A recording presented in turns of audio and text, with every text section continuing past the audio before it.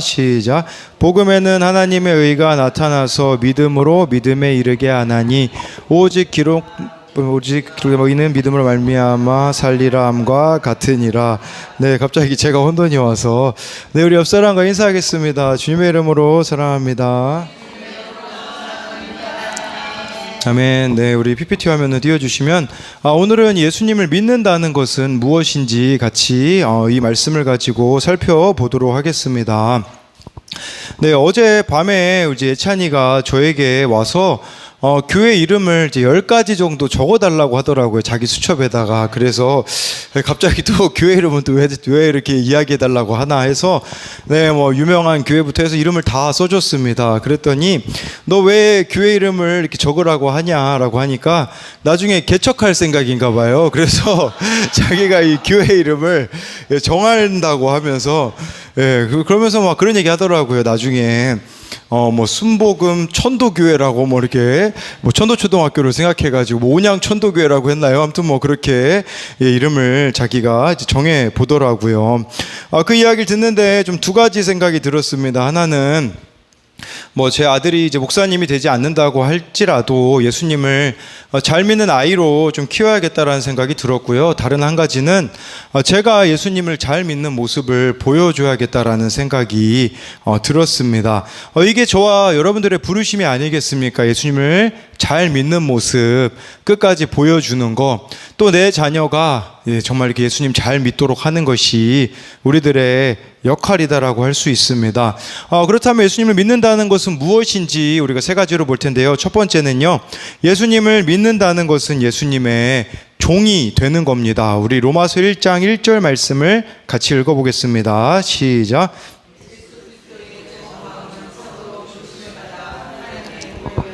택정함을 입었으니. 네, 바울은 자기 자신을 예수님의 종이라고 표현을 합니다. 여기서 쓴 종이라는 단어는 이 헬라어로 둘로스란 단어가 쓰였습니다. 둘로스라는 종은요, 가장 종 중에 낮은 종이었습니다. 그러니까 가치가 새 한 마리 가격도 안 되는 그런 종으로 자신을 표현하고 있습니다.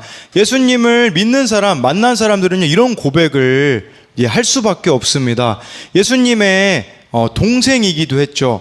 유다가 있잖아요. 가룟 유다 말고 유다서를 쓴 유다도요, 자신을 표현할 때 예수 그리스도의 종이라고 표현을 하고요. 야고보서를 쓴 예수님의 또 동생 야고보도요, 예수 그리스도의 종이라고 표현을 합니다. 여러분 그거 아십니까? 진짜 사랑하면요, 그 대상의 종이 됩니다. 예를 들어 누가 게임을 우리 아이들이 좋아한다고 생각해 보면요, 온통 머릿속에 게임밖에 없을 것이고 모든 돈이 다 게임으로 나갈 수밖에 없기에 게임의 종이 되는 거죠. 부모가 자녀를 사랑하기 때문에 자녀의 종이 되는 모습을 보게 되어지는 겁니다. 어제 있었던 일이거든요. 어제 예찬이가 학교 숙제가 있었어요. 그래서 그 국어 이제 두 가지 문장을 문장이라고 해야 될까요? 어려운 그 한글을 읽는 것을 이제 아빠한테 들려주고서는 제가 점수를 매기는 거였습니다. 근데 두 번째 거까지밖에 제가 못 들었거든요. 그래서 첫 번째 거를 읽으라고 하니까 막 엄청 울더라고요. 그래서 막 엄청 울면서 왜 저보고 첫 번째 걸 안 들었냐고 막 소리를 지르면서 아니, 그래서 너 나한테 얘기했니? 그랬더니 엄마한테 얘기했대요. 그래가지고 계속 고집을 부려가지고 점수는 근데 또 써달라고 하는 거예요. 점수를 써주려면 아빠가 첫 번째 거 듣고 써줄 수밖에 없다. 그랬더니 삐져가지고 이렇게 거실에서 혼자 막 통곡을 하면서 마음이 아파 막 그러더라고요. 아니, 마음이 아프다고. 아니, 그럼 첫 번째 걸 읽어주면 되지 않냐 그랬더니 그냥 마음이 아프다고 해서 그냥 제가 껴안아주고 점수를요 80점이라고 첫날에 우리 소리사모가 써놨더라고요. 10점 만점이에요. 10점 만점인 줄 몰랐네요. 저 100점 만점인 줄 알고 80.5점이라고 이렇게 써줬습니다. 그래서 0.5점을 뭐 추가해서 써주기는 했는데 정말 얘가 대화가 안 통하니 아빠가 할 수 있는 거는 그냥 끌어안을 수밖에 없는 것이었고, 그렇게 어제 이렇게 예찬이를 재웠는데요, 사랑하기 때문에 종이 되는 거죠. 저와 여러분들이 예수님을 사랑하면요, 고린도후서 4장 5절에 사람의 종이 된다라고 말씀해 주고 있어요. 우리 같이 읽어보겠습니다. 시작. 우리는 우리를 전파하는 것이 아니라 오직 그리스도 예수의 주 되신 것과 또 예수를 위하여 네, 예수님의 주 되신 것만을 전파하는 게 아니라 우리가 예수님을 위하여 너희의 종된 걸 전파한대요. 저와 여러분들이 예수님의 종이라는 것은 사람들의 종이 되어야 된다라고 말씀해주고 있는 것이에요. 그러니 이 사람들의 우리가 종이 된다라는 것은 그 사람들보다 낮아져가지고 섬겨야 하는데, 문제가 어디서 발생합니까? 사람들의 종이 되기 싫어서 사람들의 주인이 되고자 하니까 문제가 발생하는 거죠. 여러분 생각해 보세요. 다른 사람의 내가 종만 되잖아요. 그러면 가정에 문제가 일어날 일이 없습니다. 근데 내가 그 사람에게 주인이 되어서 그 사람을 조종하는 것을 전문 용어로 뭐라고 하냐면요, 가스라이팅이라고 합니다. 가스라이팅. 이 가스라이팅이 뭔지 제가 찾아봤거든요. 예, 이런 의미라고 합니다. 타인의 심리나 상황을 교묘하게 조작해 그 사람이 스스로 의심하게 만들므로써 타인에 대한 지배력을 강화하는 행위래요. 무슨 말이냐면 내가 다른 사람을 조종하는 거예요. 말로 조종하고 감정도 조종하고 나에게 의존적으로 만들어버리는 게 가스라이팅이라고 하거든요. 여러분, 다른 사람에게 주인이 되어서 그 사람을 종처럼 부리려고 하는 게 바로 이 가스라이팅입니다. 예수님이 주인이 되지 않고 내가 주인이 되면요, 이처럼 가스라이팅을 할 수밖에 없는 자가 바로 나 자신이라는 것을 알아야 합니다. 또 우리가 예수님의 종이라고 말씀해주고 있는데 어떤 의미가 있겠습니까?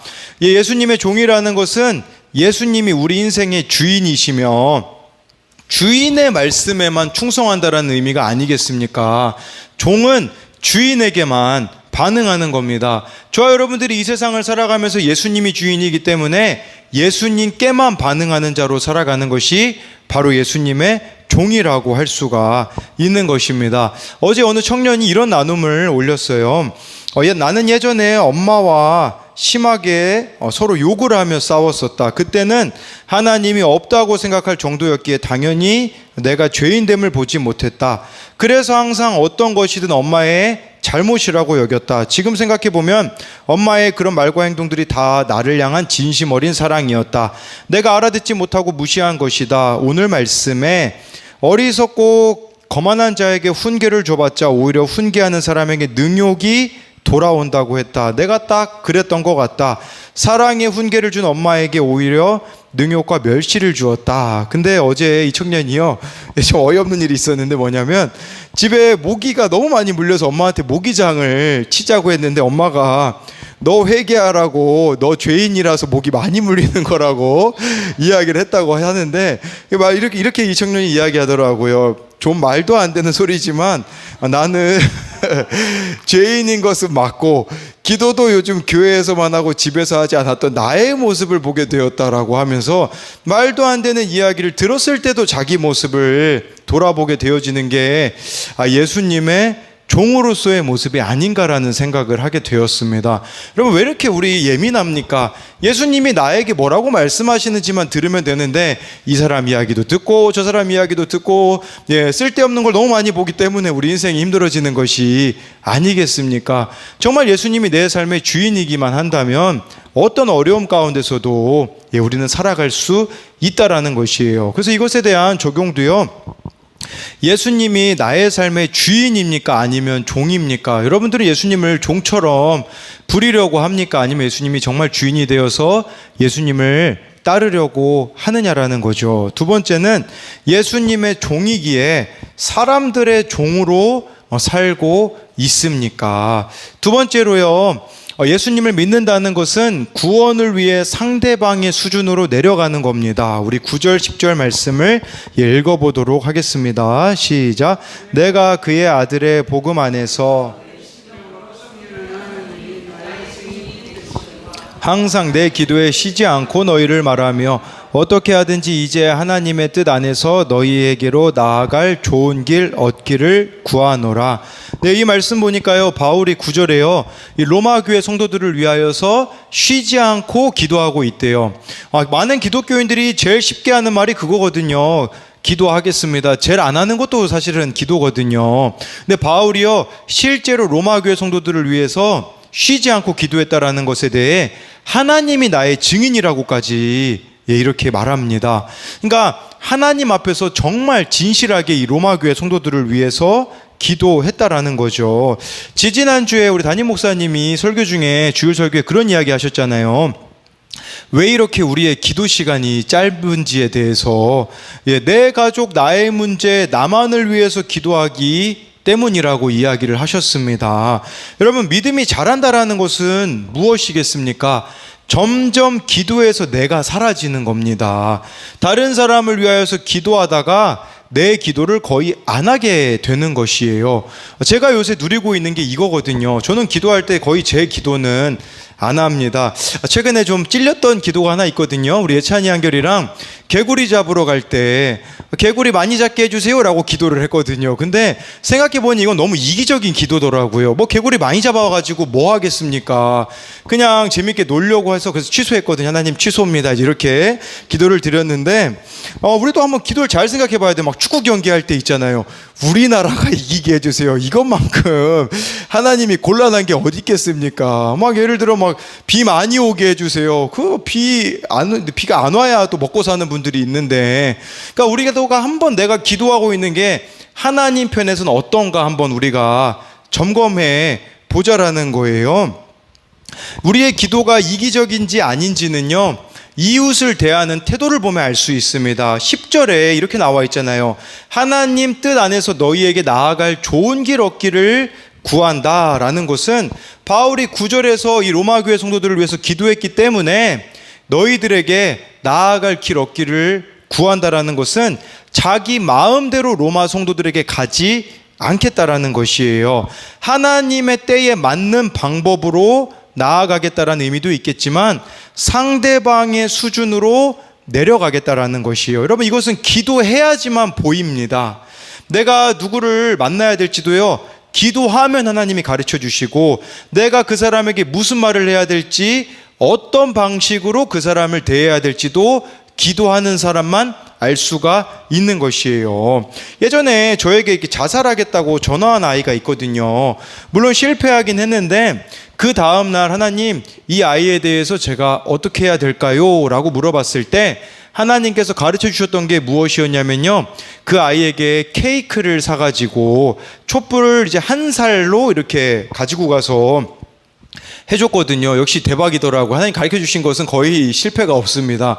그러면서 그 아이에게 정말 네가 어제 자살한다고 했으니 오늘부터 이제는 새로운 이제 시작을 했으면 좋겠다라고 하니 그 아이가 정말 이렇게 막 울면서 감사해 하더라고요.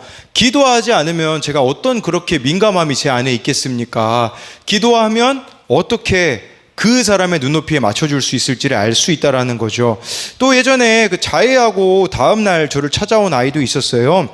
근데 이 아이를 위해서 기도했을 때 마음의 상처가 크기 때문에 자해를 했다고 생각이 되어지니 행복한 추억을 만들어주면 그 아이가 힘든 그 마음을 이 행복한 추억으로 덮을 수 있겠다 싶어서 그날 다른 지역에 있는 이렇게 미술관을 같이 갔던 적도 있습니다. 기도하지 않고서는 나올 수가 없는 생각입니다. 이처럼 기도하면 하나님은 우리가 상대방의 수준으로 내려가는 지혜를 주십니다. 근데 우리가 기도하지 않기 때문에 내 방식대로 말하고 내 방식대로 사랑하고 있기 때문에 변화가 전혀 일어나고 있지 않다라는 것이에요. 시작은 기도에 있습니다. 근데 왜 우리가 기도 안 할까요? 상황과 환경만 보고 있기 때문이거든요.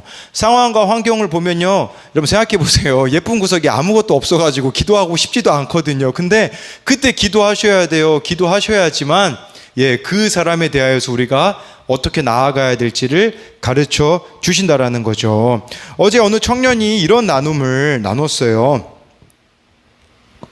2주 전에 한 청소년이 수련회를 갔으면 하는 마음이 드는데, 근데 하필이면 이 청년이 자기 휴가 때인 거예요, 이 수련회가. 근데 이 청소년 아이를 수련회는 보내고 싶지만 자기는 휴가를 보내고 싶었다고 하더라고요. 그랬을 때 말씀 묵상과 기도로 내가 같이 가야겠다라는 마음이 들어서 이 청년이 계획을 바꾸고 월요일부터 이렇게 함께 가기로 했다는 그런 나눔을 올렸더라고요. 진짜 이 청년에게 있어서는 휴가가 정말 그 기간에 겹쳐 있는데 포기하고 가는 것이 쉽지 않았지만 그 청소년에게만 가라고 말할 수 없고 자기가 같이 가줘야 된다라는 것을 깨닫게 되어지자 정말 그 아이의 청소년의 부모도 허락하게 되어가지고 이번에 수련회를 가게 되어지는 것을 보게 되었습니다. 어제 제가 어느 설교를 하나 들었거든요. 케냐의 모얄레 선교사로 헌신했던 이원철 선교사님이 최근에 주님 품에 안기셨거든요. 그분의 장례 예배에서 어느 목사님이 목이 메어서 이렇게 고백했다고 합니다. 거기 이 장례식장에 오신 분들에게요, 이원철 선교사님이 어떤 분이셨는지 아십니까? 라고 말하면서요, 그분의 삶을 이렇게 이야기하셨다고 해요. 모얄레는 2, 3년 동안 심각한 가뭄으로 많은 가축들이 죽었다고 합니다. 대부분 유목민이기 때문에 이 가축이 그들에게 전부이자 재산이잖아요. 근데 가뭄 때문에 자신도 굶어가고 가축들도 굶어 죽어가고 있으니 어쩔 수 없이 키울 수도 없잖아요. 그래서 가축을 팔았다고 합니다. 근데요, 이원철 선교사님이 이 가축을 다 샀다고 합니다. 헐값에 살 수 있거든요. 그런데 제값에 샀다고 해요. 사람들은 이해가 안 되는 거죠. 헐값에 사주는 것도 고마운데 제값을 쳐서 사주다뇨. 그런데 그것은 시작에 불과했다고 합니다. 지난 4월부터 비를 하나님께서 모얄레에 내려주셔서 2주 동안 비가 많이 내리니까 풀이 금세 자라게 되었다고 합니다. 그런데 이미 가축을 다 팔아버렸기 때문에 이제 다시 가축을 사서 하려고 하니 가축은 이미 부르는 게 값이 되어버렸는데, 그때 이원철 선교사님이 놀라운 일을 하십니다. 그것은 뭐냐면 그 샀던 가축들을 지금까지 잘 먹고 잘 먹여서 키우다가 그 가축을 다시 주인들에게 공짜로 돌려 주었다라고 합니다. 이게 어떻게 가능하겠습니까? 정말 이원철 선교사님이 그들의 구원을 위해서 기도했기 때문에 아예 돈을 받지 않고 돌려주는, 그들의 눈높이까지 내려가게 되어지는 적용을 할 수 있지 않았겠습니까? 이처럼 우리가 정말 사랑으로 기도하면 그 대상의 눈높이에 맞춰서 사랑을 하게 되어진다라는 것을 기억해야 됩니다. 그래서 이것에 대한 적용도요, 내가 구원을 위하여서 상대방의 수준으로 내려가야 하는 것은 무엇입니까? 정말 지체들을 위해 기도하고 있습니까? 세 번째로요, 예수님을 믿는다라는 것은요, 100% 오르신 하나님을 인정하는 것입니다. 우리 17절 말씀을 읽어보도록 하겠습니다. 시작.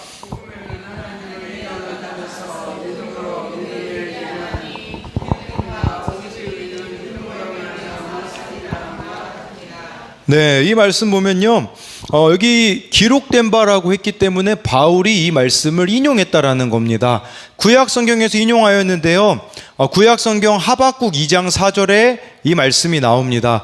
보라, 그의 마음은 교만하여 그 속에서 정직하지 못하나 의인은 그의 믿음으로 말미암아 살리라 라고 말씀해 주고 있어요.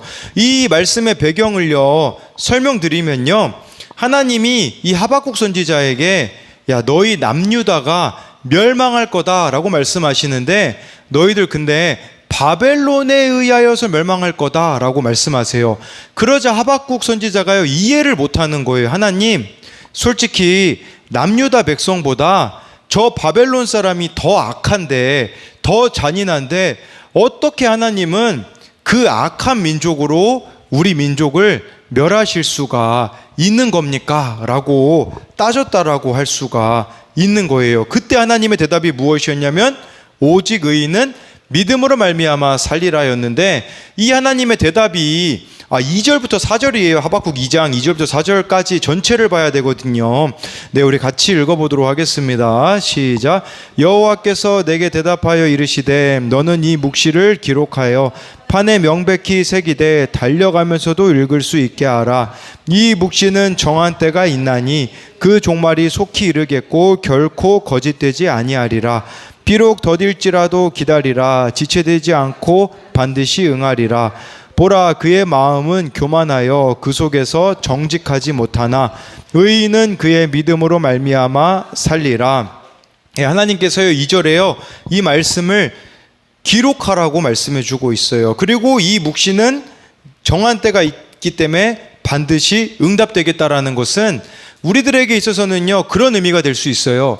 말씀을 믿으라는 말이에요. 사람들이 뭐라고 하는지 그런 거 듣지 말고 말씀이 뭐라고 하는지 그것만 믿으래요. 여기 나와 있잖아요. 더딜지라도 이 말씀 붙잡고 기다리고 있으면 반드시 응답해 주신다라는 거죠. 4절에요. 보라 그의 마음은 교만하며 그 속에서 정직하지 못하나. 이것은 바벨론 나도 안다. 그 사람들이 어떤 사람인지 알고 있다. 그러나 의인은 그의 믿음으로 말미암아 살리라는 것은 하나님의 오르심을 믿으라는 말이에요.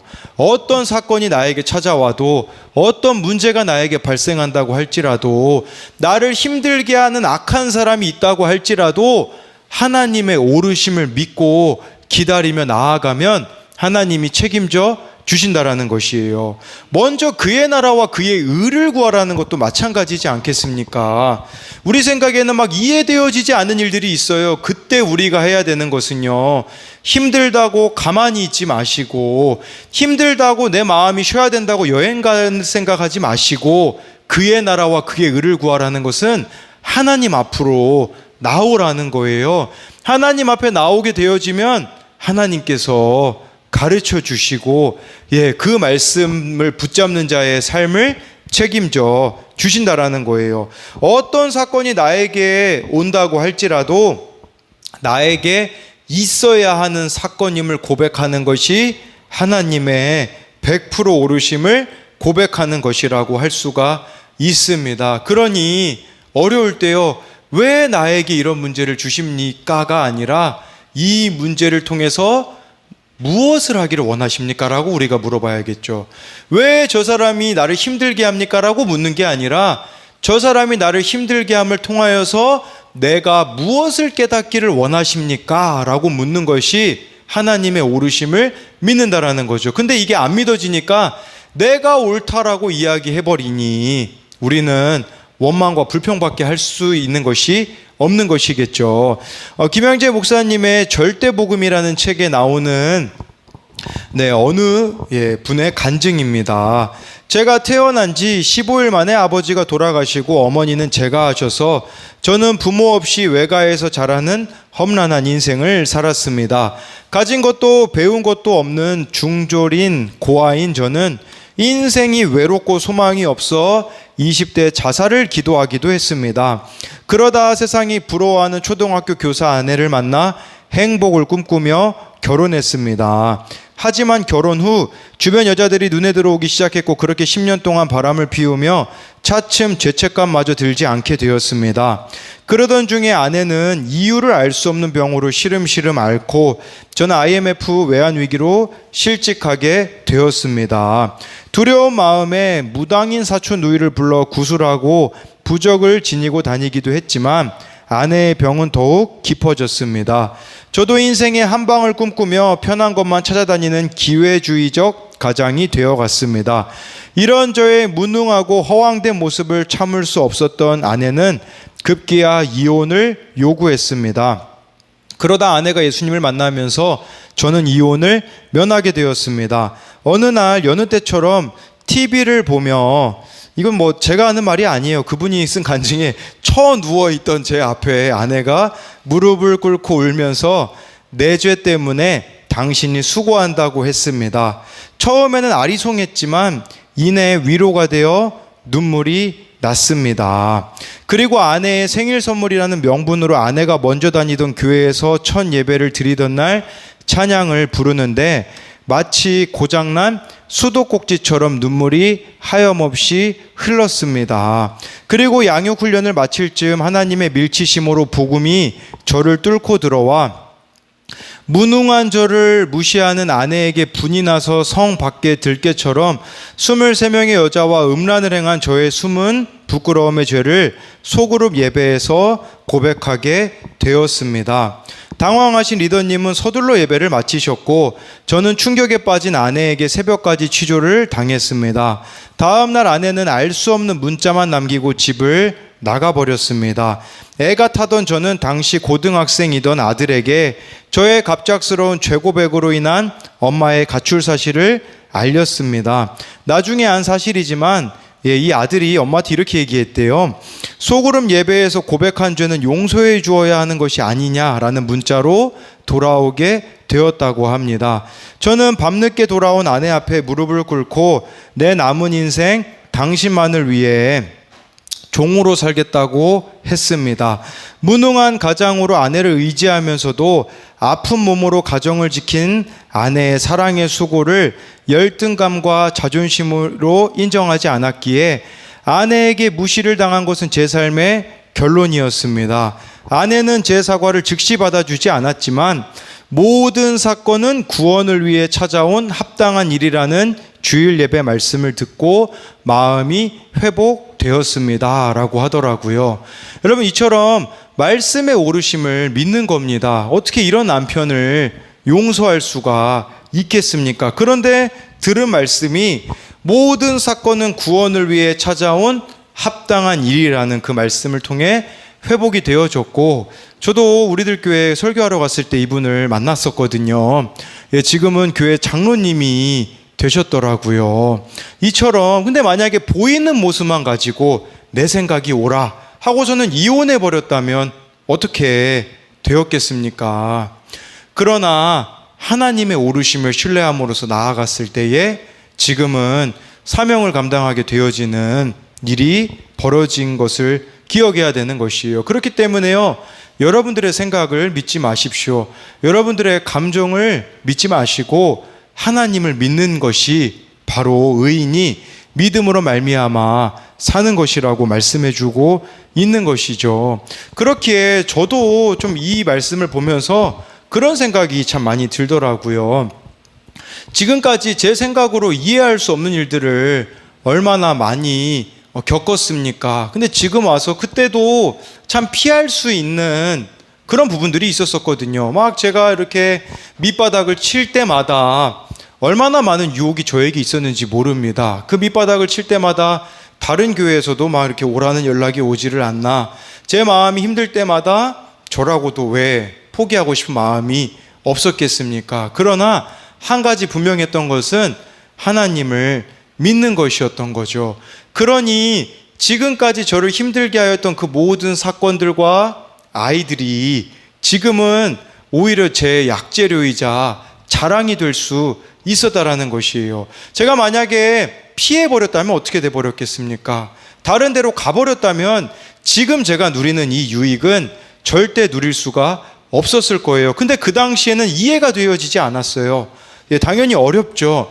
그럼에도 불구하고 말씀에서 뭐라고 하는지에만 저와 여러분들이 반응한다면 하나님은요, 모든 것을 합력하여 선을 이루게 하신다고 하잖아요. 여러분들이 겪고 있는 그 문제, 동굴이 아니에요. 터널입니다. 언젠가는 빠져나올 날이 있을 것이고, 지금은 너무 부끄러워서 말 못할 일일 수 있으나 나중에는 누구에게 말해도 부끄럽지 않는, 아까 그 우리들 교회 장로님이 되신 분도요, 제가 1부 예배 끝나고서 제가 말씀드렸잖아요. 목사님 은혜 많이 받았어요. 저는 23명입니다 라고 이렇게 자신을 소개하는, 23명의 여자와 바람핀 게 얼마나 부끄러운 일이에요. 그러나 지금은 말해도 전혀 부끄러움을 느끼지 않고 이제는 그렇게 살아가지 않게 되어지는 이 자유케 하는 역사가 있기 때문에, 여러분, 예수님이 복음입니다. 복음은요, 유안겔리온이라는 헬라어로 기쁜 소식이라는 뜻이에요. 우리가 생각하는 기쁜 소식은 뭡니까? 잘 먹고 잘 살고 잘 되는 거잖아요. 아니에요. 예수님이 복음이에요. 예수님이 기쁜 소식이에요. 내 생각에는 망하는 것 같고 안 되는 것 같고 소망이 없는 것 같지만 예수님을 만나게 되어지면 그 사건과 그 문제들이 언젠가는 기쁜 소식이 된다라는 것이죠. 제가 누리고 있는 유익이 이거예요. 저같이 이렇게 35밖에 안 된 사람을 제가 뭐 잘하는 게 있다고 다른 교회에서 저는 그런 생각이 들더라고요. 내가 뭐라고 이렇게 다른 교회에서 설교할까라는 생각이 드는 거죠. 근데 한 가지밖에 없더라고요. 다른 게 아니라 정말 그 어려움 가운데 포기하지 않은 그 한 가지가 지금 저의 약재료가 되어서 많은 이들에게 이야기할 수 있는 증거가 되었듯이, 저와 여러분들이요, 어떤 어려움이 있다고 할지라도 예수님만 붙잡는다면 그 어려움이 기쁜 소식이 되어서 언젠가는 빛을 발하게 될 줄 믿습니다.